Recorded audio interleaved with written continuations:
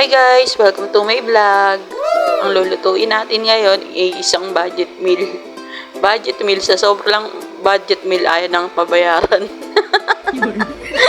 Joke lang yan guys. Ayan, magigisa muna tayo ng bawang. Siyempre pinainit muna natin at nilagyan natin ng mantika. Tapos niyan guys, lalagyan natin ng sibuyas. Yan. Mekos muna natin yan guys. Alam nyo ba guys, talagang kaninang umaga talagang natatawa ako sa nangyari. Kasi guys, kaninang umaga, nadaanan ako sa gulayan. Tapos, nakita ko yung broccoli na yan. Nagtanong ako, kasi naka siya alam mo yung naka-plastic. Yung tigbebente, ganyan. Tinanong ko, may ganito na pala ate. Curious ako. Sabi ko, oo naman. Sabi ko, magkano yan ate? Sabi niya sa akin, 20 pesos lang yan. Nagulat ako, so napabili ako. Sabi ko kay ate, bibili ako ng ganyan. Kasi nga, medyo, pagdating kasi sa broccoli, medyo pricey nga ang presyo. So napabili ako. Sabi ko, tapos, bumili din ako ng 20 pesos na manok. Kasi nagbigyan ako ni ate. Suki natin dyan sa Pulilan Market. Hi guys. Ayun nga.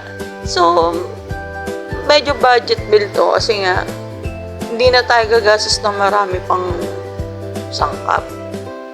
Ayan, ilagay na natin yung manok natin at gisahin lang hanggang sa mawala na yung kulay pink-pink niya.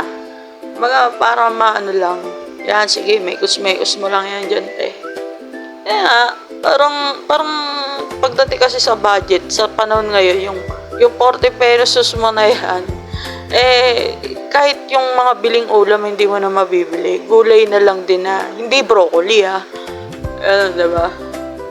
Para sa akin, sa akin ko, bibili na lang ako, at least, pang isang araw ko ng ulam yun. Total, dalawa lang naman kami. So, yun, pumili ako.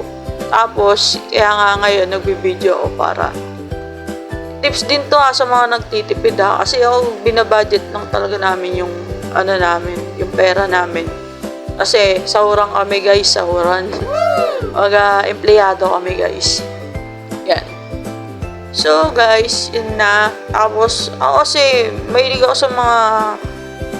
sa mga pagkain talagang okay na sayang may konting karne, pero talagang kailangan ko ng gulay. Kasi hindi naman pwedeng laging karne tayo. Baka ma-high blood tayo, girl. Diba? Baka maaga tayong pumanaw niyan. Tapos yun na nga, medyo lalagyan lang natin yan ng pangmalakasan natin. Piso yan guys, piso na puminta yan. Piso lang yan. Yan, pinalo natin, budget na budget. Siguro gumastos lang ako dito ng mga 50 pesos pang maghapon na namin yan na ulam. Yan. So, halo-halo lang, mekos lang natin, guys. Pwede ako mag-share ng mga sa inyo, guys. Yung mga budget na pwede kong ibigay sa inyo ng mga budget bill dyan. Diba? Kasi, alam ko, iba sa atin yung nagtitipid, tapos di alam yung ipapabaon sa asawa nila, di alam yung ipapabaon sa anak nila. Ayun nga guys, yung broccoli na yan, hindi pa naman yan sira guys kasi alam ko naman pag sira, pero green na green talaga siya. Tigda 20 pesos lang yan, nakalaim mo isang bag siya na na broccoli. Nagulat talaga ako, may ganyan dati wala naman alam ko lang chop suey lang yung may tigda 20 pesos. Kaya talagang na-curious ako. Ngayon lang ako nakakita ng ganyan, guys. So, ayun nga, guys. Naulam pa namin yan ng buong maghapon. Tapos nabaon pa ni Mister sa trabaho niya. Yan. Gisa ko lang. Gisa lang talaga. Gisado yan. Nilagyan ko ng asin, paminta. Nilagyan ko yan ng magic seasoning. Tapos, yun lang guys. ayun lang naman hindi naman ako maarte sa ulam. Kumbaga, syempre, pinapasok din natin sa katawan niya. Kailangan may nutrients tayo. Lalo na kung nagtatrabaho tayo, empleyado tayo. Kahit hindi tayo empleyado guys, kahit nasa bahay lang tayo, yung mga mami dyan na nasa bahay, kailangan natin ng gulay. Lalong-lalo na yung mga nasa trabaho, yung laging gumagana yung katawan. Kasi kailangan din natin yan kahit di tayo minom ng vitamins, basta yung mga kinakain natin is healthy. Pwede na yan. Mekos lang yan guys. Ako kasi di ko masyado hindi na ako naglalagay ng masyadong marami. Asin lang talaga yan. Tapos lalagyan ko lang yan ng tubig maya guys pagka medyo lumabas na yung mantika niya. Yan, inaantay ko lang. Yan. So yan, nilagyan ko na ng tubig, di ko na napakita. Yan nga lang. Di ko na, yan, may nilagyan ko lang ng ganyan. Yan na yun guys, papakuluin lang natin yan guys.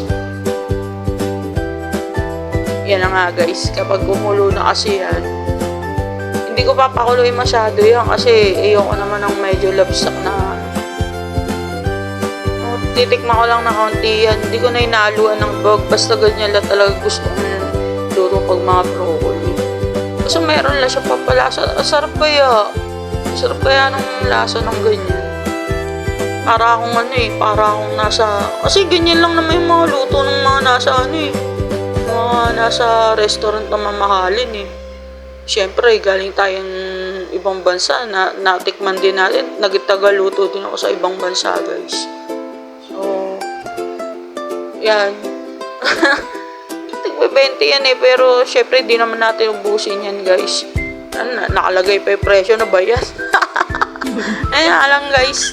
Medyo paunti-unti lang nilalagay kong pampalasa dyan. Hindi naman masyadong marami kasi nga mahirap mag-UTI guys.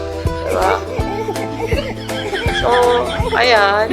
Papakuluin ko yan ng konti guys. Tapos medyo kakain na kami kasi medyo gutom na rin ako ngayon. Yan, titikman ko lang yan guys kung tama na ba sa panlasa ko. Ako yung isa di kumakain ng gulay yun. Asawa ko, di kumakain ng gulay yun, pero napakain siya. Kasi nga, masarap yung broccoli. Pagka ganyan lang ang luto. Tapos hindi mo siya masyadong, as in talagang pinalabsak. O, diba? Napakasarap, Kuya Eddie. Napakasarap. Hindi, napakasakit. Napakasarap, Kuya Eddie. Guys. Yan, tinikman ko na guys kasi para makita ko kung anong kulang. Pero talagang kinain ko na para makita ko kung tama na yung lambot niya. Siyempre, dyan tayo lalaki. Malaki lang ako dahil sa mga niluluto kong ulam Diba? O, pakuluin lang ng pakuluin. Tapos niyan guys, ayan, meron na tayong budget meal. I think na nasa 50 pesos lang yung nagastos namin yun. O diba, dami ko ng ulam guys yummy guys. Thank you so much guys. Hanggang sa muli, paalam.